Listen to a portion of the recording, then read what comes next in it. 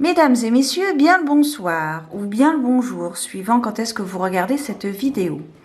On se retrouve ce soir donc pour une review, celle du Pastoral Tarot de Lynn Arojo avec des illustrations de Lisa Hunt. Donc c'est un tarot que j'ai déniché sur le site du Salon des Arcanes entre autres. Voilà, je ne sais pas du tout s'il en a en stock, j'ai pas été voir avant de tourner la vidéo, donc je t'invite à aller faire un tour si ce tarot te parle et t'intéresse.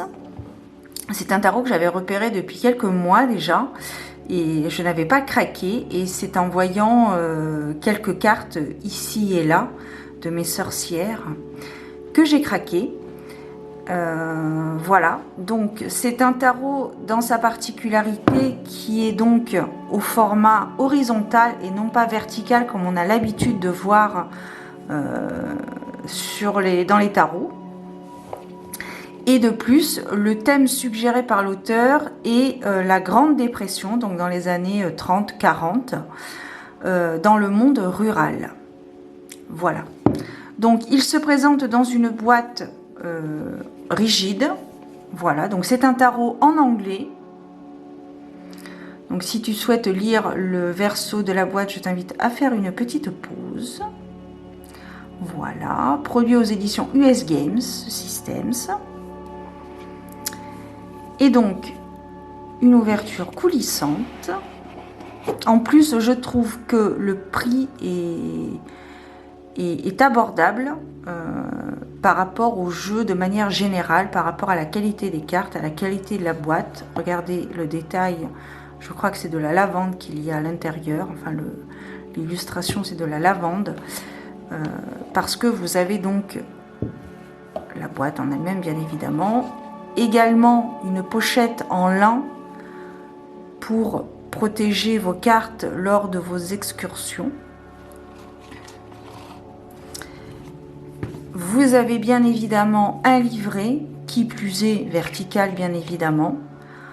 Et c'est je dirais que c'est même un livre, voilà. Donc il est en noir et blanc, mais franchement c'est pas un problème parce que les cartes sont relativement grandes.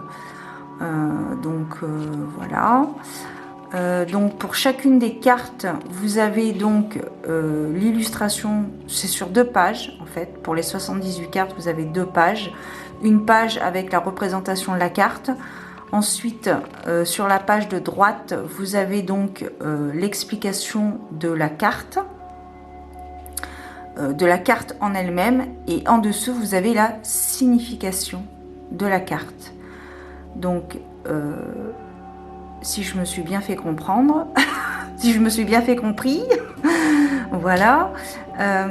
Vous avez donc l'explication de l'illustration et l'explication de la carte en dessous. Ici, le page de bâton. Voilà. Donc, il est sur un système Rider-Waite-Smith. Voilà. Il est magnifique.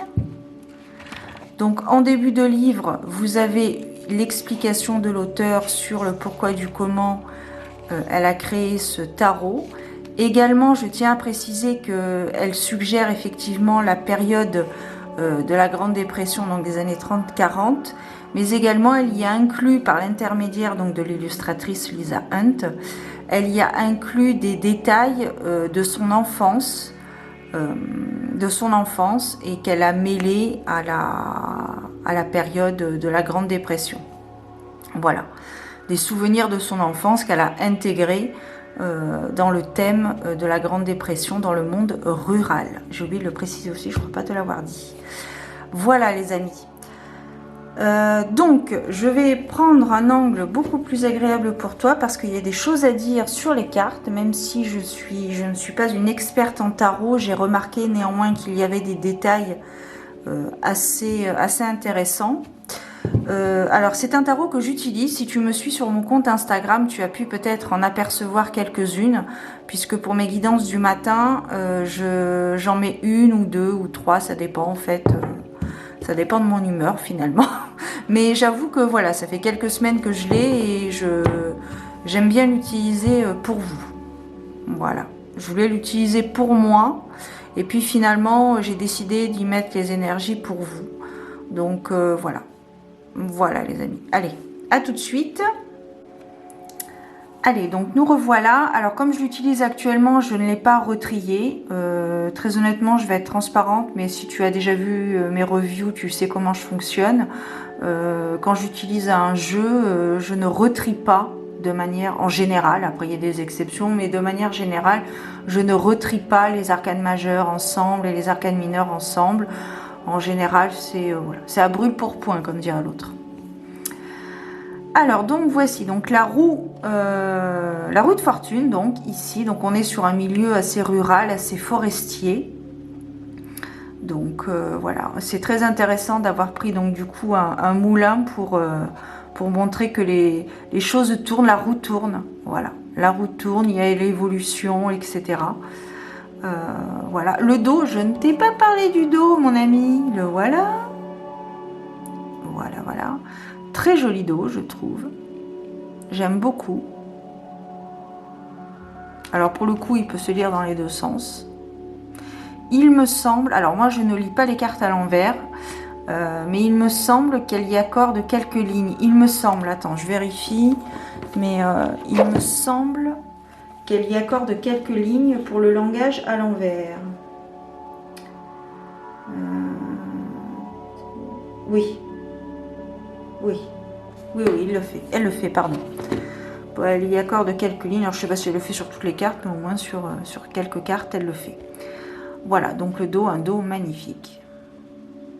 Toujours la lavande, les papillons, les petits écureuils, tic et tac peut-être, que sais-je. Voilà, moi, je pense qu'on va avoir peut-être les éléments. On a peut-être les 4 éléments. L'air, la terre. Bref. La roue de fortune, donc. Voilà. Ici, nous avons la carte du jugement qui est très intéressante parce que... alors moi, je fais souvent des interprétations intuitives. Alors pour le tarot, bon, mais il y a des fois des bases qu'il ne faut pas négliger. Mais là, pour la carte du jugement, c'est vraiment, pour moi, c'est un baptême, en fait. C'est le fait de renaître et d'être soi. Voilà. C'est la bénédiction. Voilà. Après, bon, bah, c'est ce que ça me dit. Ça ne rejoint peut-être pas tes interprétations, mais voilà, cette carte du jugement me fait penser à un baptême. Voilà, un baptême, une bénédiction, une purification, oui, on peut dire ça effectivement aussi, une purification, vraiment, le fait d'être soi, c'est la carte du balai masque en fait. Voilà. Ensuite, le 3 de Pentacles, qui est à l'œuvre, on peut le voir, avec les vieilles granges comme ça se faisait dans les années 30, 40, hein. Il doit même y en avoir d'autres de nos jours, mais voilà. Alors pour le coup, quand je vois cette grange, je pense à The Walking Dead.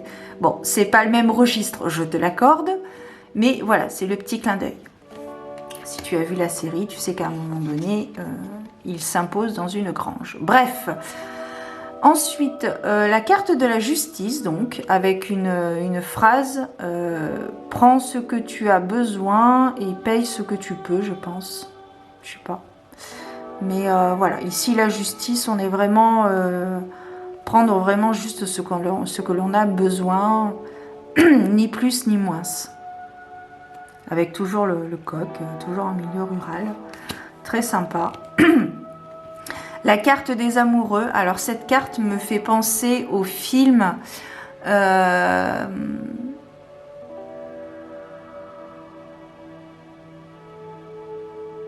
Notebook, je crois. Non, c'est pas ça. Oh, je crois que je me souviendrai jamais de ce film. Bon, je te le mettrai en bas de l'écran là. C'est je sais pas s'il y a le chien quand ils sont dans la barque. Je suis pas sûre qu'il y avait. C'est une femme qui perd la mémoire et en fait son mari lui fait revivre sa jeunesse et donc ben voilà, ça se passe voilà, donc voilà, les lovers, les amoureux, très joli. J'aime beaucoup ce tarot, vraiment. Le magicien, voilà, avec tous ces outils dont il a besoin pour accomplir sa peinture. Voilà. Elle prévoit même le parapluie pour la pluie ou pour le soleil, s'il y a trop de soleil. Mais voilà. Très joli. Le chariot, le contrôle. Donc là, on est vraiment dans le thème rural. Et ce qui est très intéressant, c'est que là, on a les nuages gris et juste à côté, enfin, et qui se dissipent. Et donc, on a un petit peu plus d'éclaircie. Là où va, semble-t-il, le fermier. Donc voilà. Et puis on est toujours dans le thème rural avec sa grosse boîte de foin, là, avec son chariot, sa chariote. C'est voilà. Et puis il y a vraiment cette idée de mouvement aussi. On voit sur cette carte vraiment cette idée de mouvement vers l'avant, ce contrôle de allez, j'y vais. Voilà. On ne sait pas s'il prendra la bonne ou la mauvaise direction, mais au moins il prend sa direction, quoi. Il prend une décision. Voilà. Pour la carte du chariot. Le 8 d'épée. L'emprisonnement, alors on retrouve la grange, on a un ciel qui est noir, orageux, voilà, qui n'est pas très ensoleillé, puis on a un personnage féminin, j'ai l'impression, et qui est emprisonné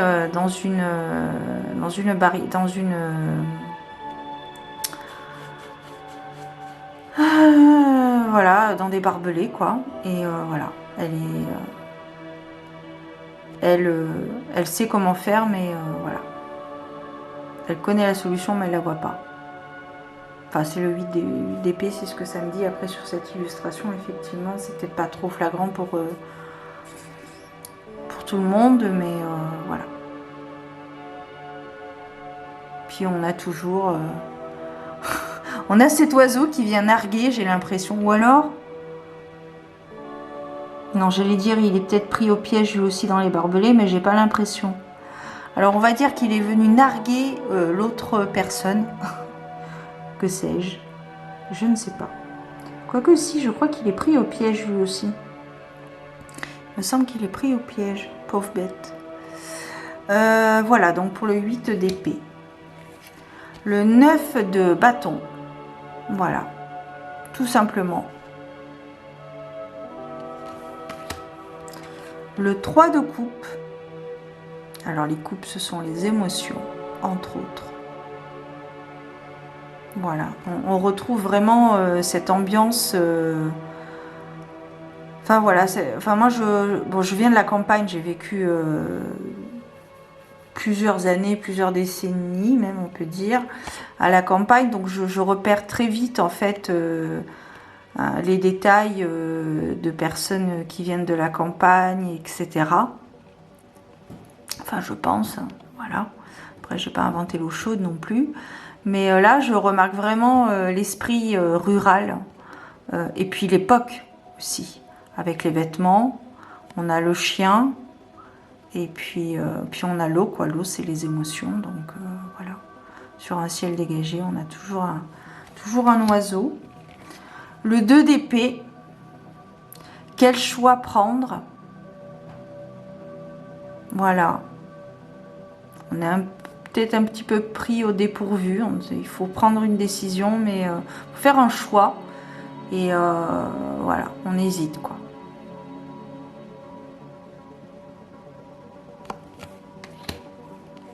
Le 4 de bâton. Voilà, donc là, on est content. On passe un agréable moment. Puis j'aime bien parce qu'il y a des diversités au niveau de la couleur de peau. Donc ça, je trouve que c'est bien. Voilà. C'est un petit détail, mais voilà. Je vous tenais à le dire. Le 7 de bâton, la révolte.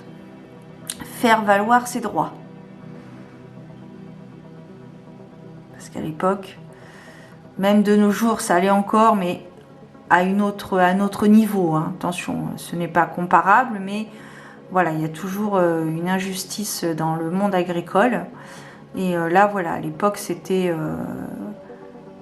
catastrophique. Voilà, le hiérophante. Alors, j'aime beaucoup cette carte. Elle me fait penser... enfin, moi, je repère vraiment le côté rural, l'enseignant qui est devant. Je vois le bâtiment...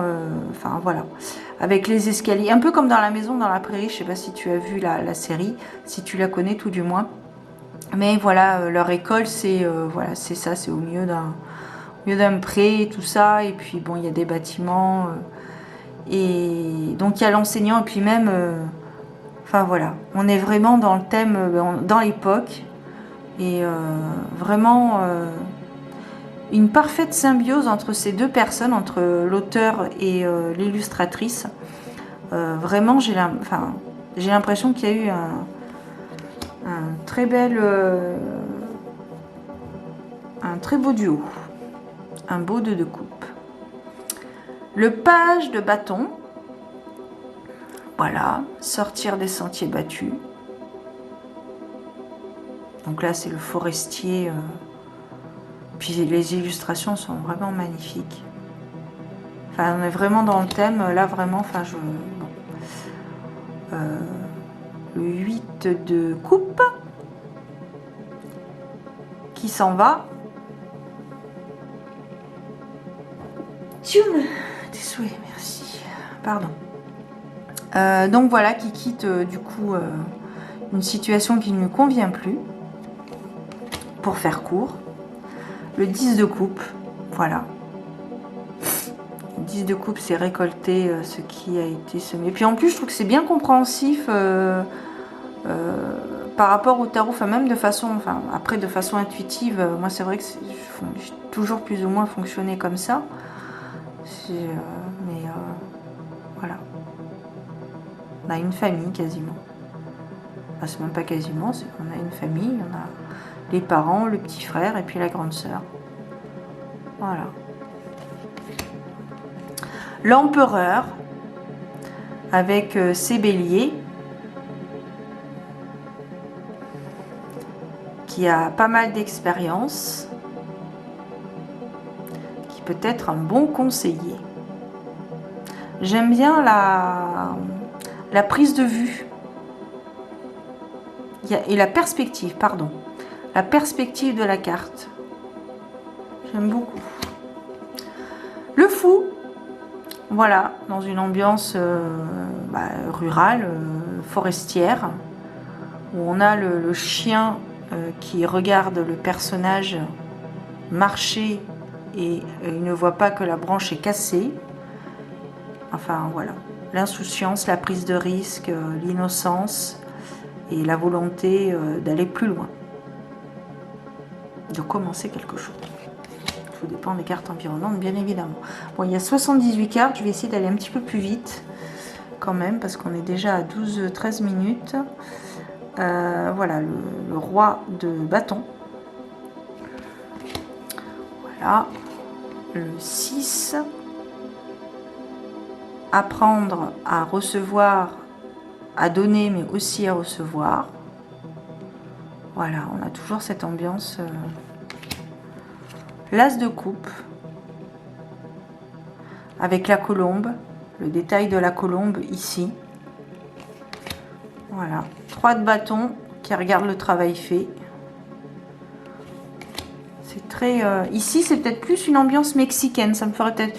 Bon, après, c'est les cactus, hein, mais tu vois, le Grand Canyon, tu sais, à l'époque de Billy the Kid, les Dalton, etc. Bref, le 7 de coupe, ça c'est le fait d'avoir plusieurs choses à faire et on ne sait pas prioriser nos choix. Et ce que je trouvais intéressant, c'est que cette carte peut avoir plusieurs langages. On a donc les différents sceaux ici. Et dans le ciel, nous avons des animaux qui peuvent peut-être représenter des animaux totems ou voir peut-être la signification de l'animal. La tortue, l'hippocampe, le poisson, et puis là c'est un, je dirais que c'est un, comment, soit un sous-marin, soit une, comment on appelle ça, pas une tour, oh j'ai perdu le nom,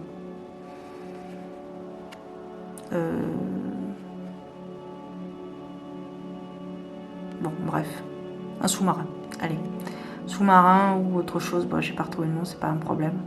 Donc voilà, donc c'est pour ça que je trouve que cette carte peut avoir plusieurs langages. Je trouve. Voilà. L'impératrice. Alors là, je n'ai pas retrouvé, par contre, je n'ai pas retrouvé, je trouve que ce n'est pas flagrant de trouver le personnage féminin enceinte parce que de base, je dis bien de base, après ça a été modulé, j'ai l'impression, ou alors c'est pas flagrant, mais voilà, de base l'impératrice c'est l'abondance, c'est le féminin sacré, c'est voilà, et du coup c'est un personnage qui est enceinte, et là peut-être, mais subtilement alors, par rapport aux vêtements qu'elle a, mais sinon c'est une très intuitive, hein, ouais. La tempérance, ce qui est en haut est comme ce qui est en bas. Voilà. Le 5 d'épée. Ah oui, alors là, on n'est pas content parce que, voilà. Ton pote, il n'est pas content parce que tu as fait ci et tu as fait ça et il fallait pas. Voilà. Elle est très parlante, hein, cette carte, je trouve. Enfin, il y a vraiment une profondeur dans certaines cartes, sur certaines cartes. Enfin, sur toutes, je dirais. Enfin bon, sur la grande majorité, on va dire. Il y a vraiment une profondeur dans les cartes. C'est vraiment très chouette. Le roi d'épée. Voilà, donc lui, il va franco. Hein, il ne cherche pas à tergiverser. Et ensuite, ben, nous avons le roi de coupe, ici. Voilà, c'est ça que je te disais tout à l'heure sur la carte, sur le set de coupe. Qu'est-ce que c'est ça? Dis-moi en commentaire, s'il te plaît. Help me. D'ailleurs, je vais changer la batterie parce que la batterie est vide. J'ai un trou de mémoire, je ne sais plus comment ça s'appelle. Si tu le sais, dis-le nous en commentaire. Merci. Et donc, à tout de suite pour la suite, puisque j'ai plus de batterie. Allez, on poursuit cette vidéo longue. Mais bon, quand il y a des jeux qui me plaisent, j'aime bien m'y attarder et le partager avec toi. Ensuite, la carte des étoiles. Donc ici, très bien représentée. Il y a une question de génération également. Ici, on peut dire qu'il y a un père et son fils qui regardent les étoiles et qui... Voilà. Hop, le 3 d'épée. Alors oui, celle-ci dans le détail. Le 3 d'épée. Donc ici, on a un personnage. Et si on regarde là, on voit qu'il y a un nid qui est tombé. Voilà, il y a un nid d'oiseau qui est tombé. Et il y a le serpent qui est juste là, qui est prêt à dégainer, comme si je puis dire. Et du coup, la personne est effondrée. Alors, après, ici, il y a des lettres. Donc, il y a plusieurs langages. Soit elle est triste parce que le nid est tombé, soit elle est triste parce qu'elle a lu une lettre qui ne lui plaît pas forcément, qui l'attriste beaucoup. Et nous avons un oiseau également. Enfin, il y a des cartes comme ça où il y a plein d'éléments. Et c'est assez intéressant, quoi. Voilà. Ensuite, le roi d'épée. Voilà. Le 4 de coupe. Perfectionniste, la personne qui est insatisfaite. Il me semble. Voilà. Et même quand c'est bien, c'est pas bien. Le 6 de bâton. Voilà. Simplement. Le soleil vient de se lever. Le soleil, donc, carte très positive et très campagnarde, hein, pour le coup. Donc, moi, ça me plaît très beaucoup. Voilà. L'as de bâton. Avec un chaton.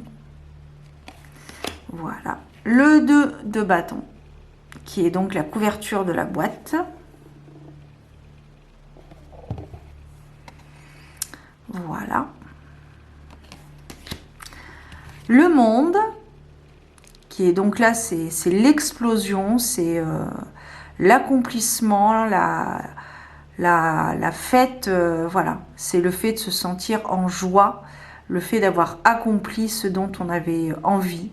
d'avoir été jusqu'au bout, et je trouve que c'est très très bien. On voit vraiment la joie dans ce personnage, et il y a vraiment une profondeur sur cette carte aussi, dans cette carte, enfin, tout y est, l'ambiance, le personnage, la façon de montrer vraiment, enfin voilà, pique-nique, en plus elle se tire les cartes elle aussi, il y a un bouquin, il y a toujours des petits animaux, ici on a un chat, avec un petit chien ici, enfin, tout le monde il est beau, tout le monde il est content, voilà, donc c'est vraiment la célébration, l'accomplissement au summum, quoi.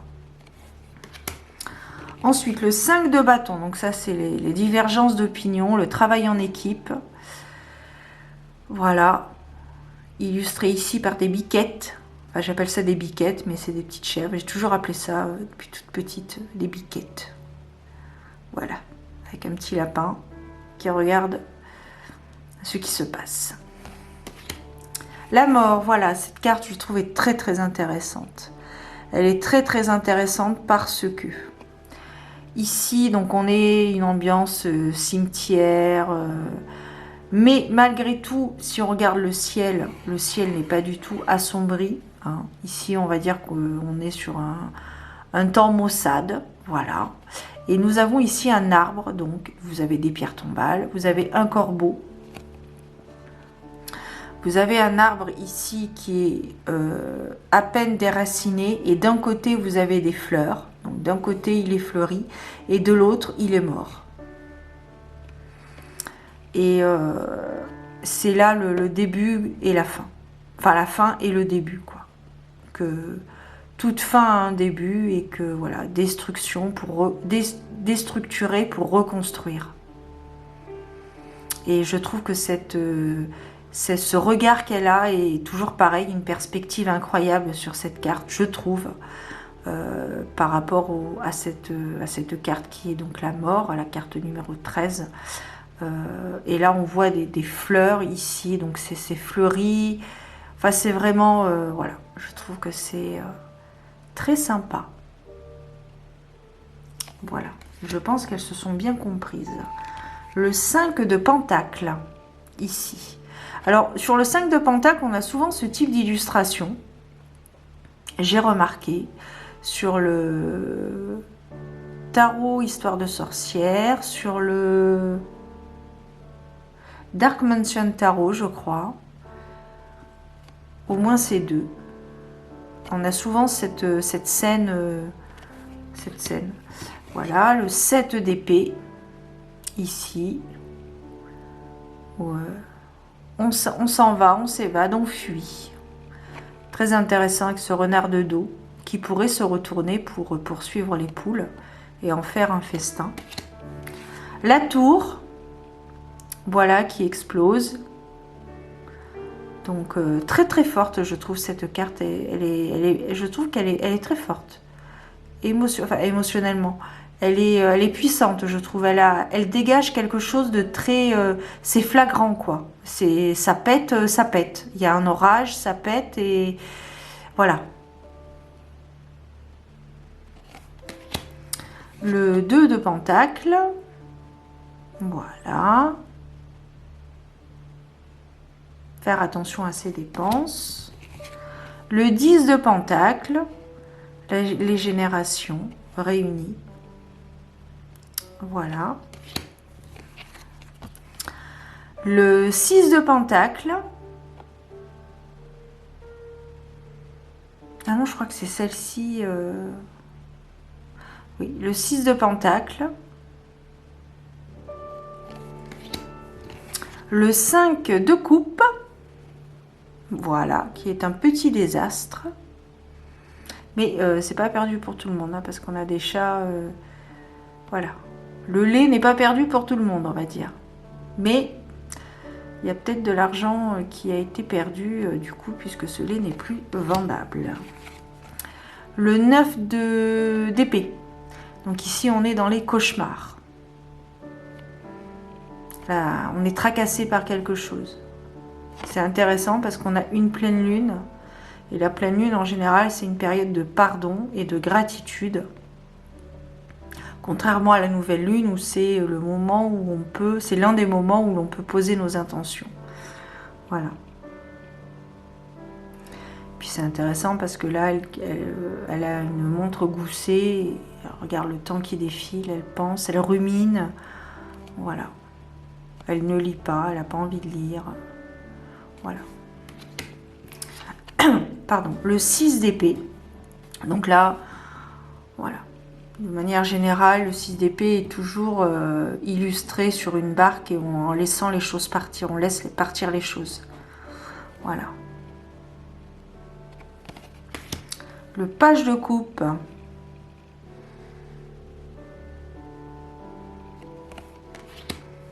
Avec les menhirs, là, d'ailleurs, je sais pas toi, mais moi j'ai regardé, enfin, j'ai lu un article, je regarde plus les infos, j'ai pas besoin.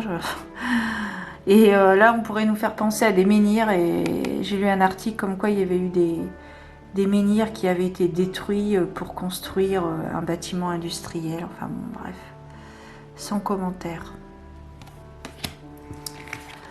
Le 2 de coupe, voilà, ce merveilleux 2 de coupe.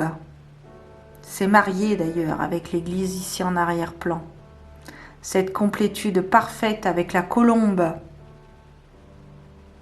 aussi entre ces deux personnages. Voilà. Le pendu qui n'est pas à l'envers mais qui est quand même accroché un petit peu ici quand même et qui se laisse peut-être hypnotiser par ce ruisseau, ce petit lac. Voilà. Il ne sait pas quoi faire. Il est bloqué. Mais bon. La réponse est en lui. J'aime beaucoup cette carte, la carte de l'ermite. Elle me fait penser à... Oh, j'ai perdu le film avec Leonardo DiCaprio quand il est dans la forêt enneigée. C'est pas Shutter Island, c'est l'autre, le survivant ou quelque chose comme ça. Voilà. D'ailleurs, il avait reçu un Oscar pour ce film. C'est le premier Oscar, je crois. Oscar ou César? Non, Oscar. Alors que ça faisait plus de 20 ans qu'il avait fait de très très bons films. Bref, écoute, hein, je te raconte un petit peu ma life.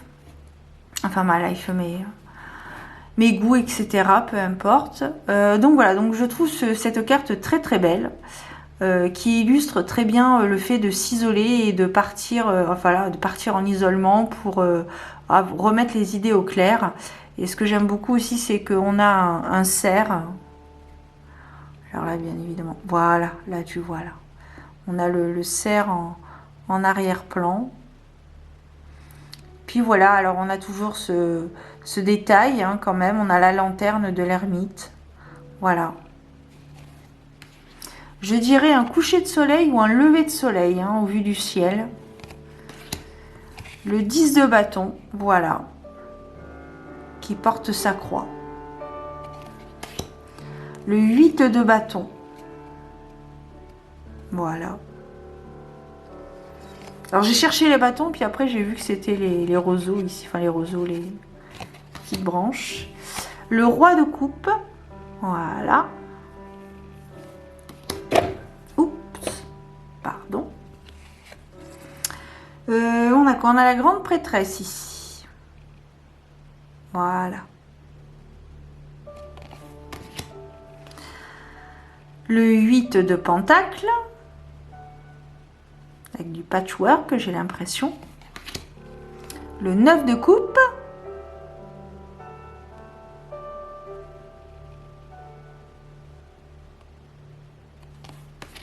Le 7 de pentacle. On est vraiment dans une ambiance très rurale, très... enfin, très maison dans la prairie. Mais voilà, pas que. Hein. Il n'y a pas que des pâquerettes et des roses. Hein. Il y a aussi des épines hein, et des ronces, comme le 10 d'épée.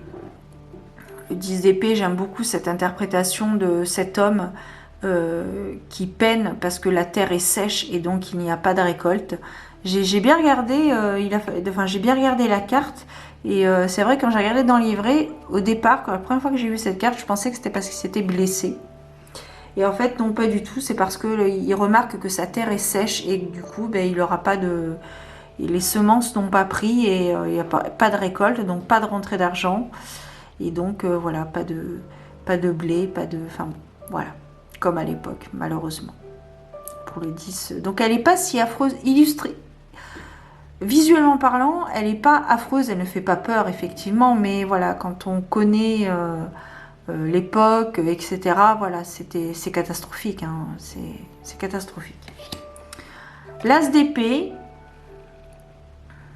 voilà, on va être à 30-40 minutes. Le valet de pentacle, voilà. Ah oui, là avec les grands canyons, là, les choses comme ça, ah, ça me fait vraiment penser à Billy the Kid. Jane... Ouais, il y avait aussi une... Bref, roi de pentacle, regarde-moi ça. Il a tout ce qu'il faut. Un petit coup, enfin un petit verre de vin, voilà. Ses récoltes à l'arrière, ses raisins, parfait. Voilà, il a un petit écureuil quand même sur le coin, qui le garde. Le page d'épée. Voilà, simple et efficace. La reine d'épée. Froide mais qui peut vous aider. L'as de pentacle. Très jolie cette carte. Le 9 de pentacle.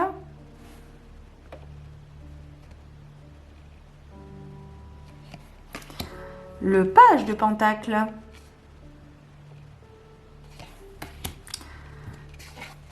Et le 4 de pentacle. Oh, ben dis donc. Voilà. Pour faire des réserves. C'est joliment illustré. Le diable. Je trouve que c'est très intéressant cette vision du diable en milieu rural. On a ici le loup qui est près d'un mouton ou d'une brebis. Et voilà, on a le fermier ici, le berger, qui se repose ou est en train de lire, qui est à l'ombre d'un arbre. Et voilà. Il n'a peut-être pas fait attention au loup qui était dans la bergerie, semble-t-il. Donc vraiment, la force. Alors par contre, cette carte, j'ai l'impression que c'est la carte qui... Je sais pas. Pour moi, c'est une lionne et son petit, mais que fait-elle en période... Enfin, d'après la suggestion de l'auteur, en période de grande dépression, en milieu rural. Elle est belle, elle est bien illustrée, il n'y a pas de problème. Bon, la force, le lion, le courage, voilà. On peut totalement parler de fertilité, mais bon, après, c'est pas le mot premier pour la force. Mais voilà, voilà. Mais soit. Qu'il en soit ainsi, comme dirait l'autre. Le valet de bâton. Voilà. La reine de coupe. Donc là, elle explique dans son livre, par exemple, que pour cette carte, elle a repris les coquilles. Enfin, la scène, c'était elle quand elle était petite, parce qu'elle allait souvent à la plage. Elle habitait à côté d'une plage. Elle habite dans Connecticut, je crois maintenant, comme elle le précise dans le livre. Et en fait, là, c'est un souvenir de ce qu'elle faisait quand elle était petite. Donc bon, là, c'est une femme. Mais voilà. Enfin, il y a plein de petits clins d'œil et je trouve qu'il a l'air un petit peu personnel quand même, hein, ce tarot. La reine de bâton. Voilà. Le 4 d'épée. Le repos. Après l'effort. Puis là, enfin, moi quand je vois cette carte, on est vraiment dans le monde rural, quoi. Enfin, je vois tout ce qu'il y a autour, les prés, je vois la grange, je vois la route au loin. les bêtes, enfin voilà. Vraiment, félicitations mesdames. Hein. Et enfin, on termine par la lune. Voilà, où nous avons donc 2 chiens, un loup et un chien, pardon. Un loup qui semble-t-il hurle à la mort et le chien qui apprécie l'instant lunaire, on va dire. Voilà les amis, bon ben j'ai terminé, ça va être une vidéo longue. Je m'en excuse ou pas, parce que c'est vrai qu'il y a des jeux, j'aime bien m'y attarder et du coup je le partage avec toi. Donc voilà, c'était pour la review donc du Pastoral Tarot de Lynn Arojo et des illustrations de Lisa Hunt aux éditions US Games Systems, pardon. Voilà les amis, écoutez. N'hésite pas à me mettre en commentaire ce que tu en as pensé. Peut-être que toi aussi tu l'as, ce tarot. Donc n'hésite pas à mettre un petit commentaire, me donner ton avis. Et puis voilà, écoute, en attendant, bah, prends soin de toi, garde la foi. Et puis je te dis à très bientôt pour de nouvelles aventures divinatoires. Ciao!